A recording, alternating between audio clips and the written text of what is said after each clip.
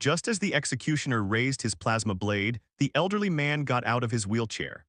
Harland hadn't done this in 10 years, not since the conclusion of the war, not after the capitulation, not since the world had gone silent when an alien bullet broke his spine. Yet that day, on the uneven sidewalk of a dusty Earth outpost where the population was petrified by terror, where the last warrior on Earth stood between a boy and death, he rose. He remembered to crack his neck and yelled, "Drop the blade or I'll teach your kind what real extinction feels like." And everything stopped. He had remained hidden in Grid Sector 47A for almost 10 years, a nameless dot on an alien redrawn map. Houses lacked paint and the town looked as lifeless as the flags it flew. Everyone moved as if they owed their next breath to the elites who hovered above them. In a voiceless society, those aristocrats organized a peace demonstration once a month aboard shiny chrome skiffs. It wasn't peace. It was a display of power, a reminder of who was in charge. Everyone except Harland had learned to turn away. He sat in the last row of a car with 3 broken wheels and one that squeaked like a dying rat every time it rotated. Children occasionally dared one another to poke him at gatherings in a bakery that hadn't sold bread in years. He never flinched, never spoke, never blinked. To the guards, he was just a harmless old man in a chair with too much scar tissue and not enough spine to matter. But that morning, the sky changed. A gentle electric hum pulsed as the skiffs descended. The air shifted as if the entire world were holding its breath. People filed out of their homes with their heads bowed, shoulders hunched. Mothers clutched their children. Men clenched fists in pockets they couldn't afford to pull their hands from. A platform unfolded in the silver-lined square, carbon mesh railings, extraterrestrial guards, and at the center, Admiral Virech, the silver flame of Vi, the butcher of Earth's final resistance. He didn't speak Earth Common anymore, he didn't need to. His implanted translator projected his voice. Today's event is exceptional. A boy has been caught. The boy had hacked into a forbidden data tower. Public execution. His mother screamed from the crowd, but a soldier's glove snuffed her voice. The boy, no more than 19, stood tall, a cracked lip, a rebellious chin. He didn't cry, didn't beg, just stared at Virech with the burning defiance of someone who had nothing left to lose and everything to dream. But dreams don't stop plasma blades. The executioner stepped forward, a beast in reinforced armor, a weapon like an axe glowing blue with energy. He raised it high. The crowd froze like glass just before it shatters. Squeak, some people frowned, some kids snickered, another squeak and another. Harland rolled his chair forward. Guards barked, rumors sparked. He didn't stop. He rolled until he reached the platform, slapped the brake, waited a moment, then stood. His spine realigned with a sound like gravel beneath tank treads. The executioner raised an eyebrow. Gasps rippled through the crowd. Harland stepped back, looked at the executioner, then at the boy, then at the blade. In a calm, ancient voice, he said, "Drop the blade or let me remind you of the scent of actual war." The executioner swung. Harland caught the shaft midair, twisted, snapped it in two. The beast howled and staggered back.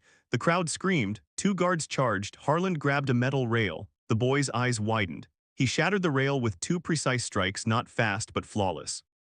Virech shouted. 10 times more guards surged forward, then hesitated. Harland stepped onto the stage.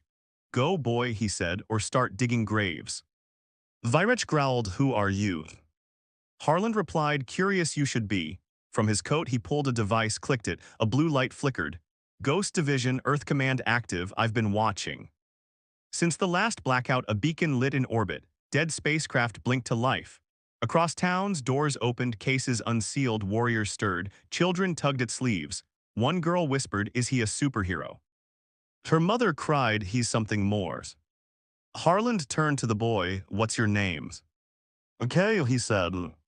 Harland paused, bloodline recognition, but he didn't say it aloud.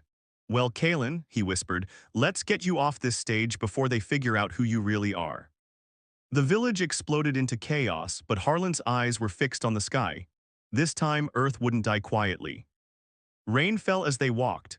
Smoke curled from broken streets in Grid 47A where once an execution had been scheduled. Silence and legend now remained. Kalen walked beside him, wide-eyed. Time had frozen. The world had shifted. Harland, the ghost in the squeaky chair, was real, and something ancient had awakened.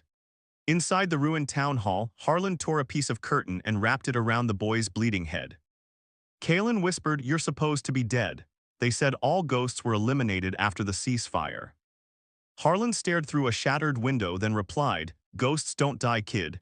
We disappear and come back when we're needed." Kalen frowned, "And now is the time." Harland turned to him sternly. That moment was 10 years ago. This is the price of waiting too long. Outside, the once dominant skiffs hovered, hesitant. Virech didn't move, didn't speak. He expected resistance, a desperate act, but this wasn't desperation, it was resurrection. Harlan pulled a metal cube from his pocket, pressed a hidden switch. The device buzzed. Protocol 19, Ghost status activated, authentication required. He tapped a sequence. The cube sparked. Welcome back, Commander Harlan. Vaults unlocked, awaiting further instruction. Kalen blinked. You ever seen a forgotten orbital AI wake up? Hold on tight, Harlan said. We just roused a dragon. Across the Earth, ancient systems stirred, vaults, bunkers, weapon caches. A hill split open 300 meters away. A hatch groaned. Inside, disassembled war suits and EMP grenades. A retired sniper, long blind, stood as Harlan's face flashed on a screen. He nodded and walked into the darkness. Old warriors answered the call. Harlan, never one for theatrics, turned to Kalen. That's everything, kid. Welcome to the fight. Harlan had prepared for this by installing plasma weapons inside the belly of the rotors.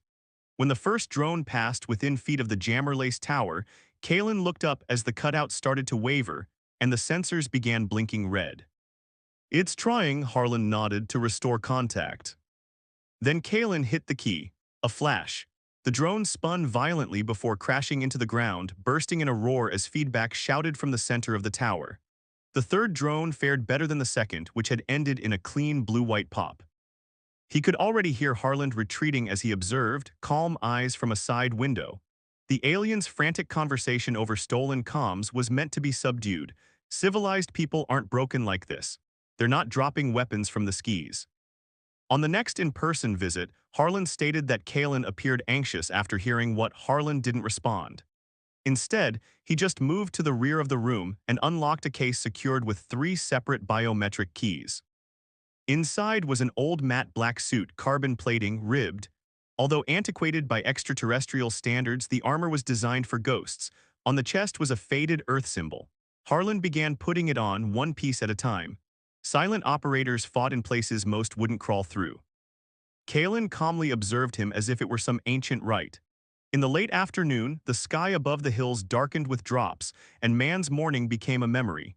Ships from extraterrestrial forces descended, not subtly, not precisely. Virech smirked, and he was upset, which was wonderful. He commanded Kalen to walk through the tunnels beneath the tower and meet a woman named Brel Former, someone he had activated 2 days prior, a demolitions expert, one of the few people who knew she owed Harlan her life. Kalen, how can I break down alien neural nets without burning her skull? He paused. How about you? After examining his sidearm, Harlan fastened it. I'm going to welcome our guests. The aliens landed quickly. He put a blade to his thigh, stormed toward the tower. They fanned out and let them come close before he struck. A combination of heat traps and echolers made it seem as if the tower was teeming with squads of resistance fighters. One by one, they vanished into smoke. Virech's senior commander reached the tower, traps tripped, chaos reigned. A lone man stood waiting at the door. The commander laughed. This is your resistance. He moved first, but Harlan's voice was flat. You brought 50, I only need 1. 3 aliens fell before the others could fire. Efficient, quiet, the commander shouted, but no one was listening. Harlan set off a secondary charge in the tower. The top 2 floors collapsed, trapping the command group within. Then silence. Harlan moved swiftly, imperceptibly, like wind sweeping across a dead orchard. The aliens were unyielding. They tried to regroup, but every step was calculated, every angle covered. It wasn't war. It was theater, and the audience was watching. From other cities, people paused, stared at their screens. Alien banners flapping from rooftops. Blurry images of Harlan, leaky footage, whispers of a ghost. Old soldiers emerged from refugee camps, from bunkers. They dusted off crates buried years ago.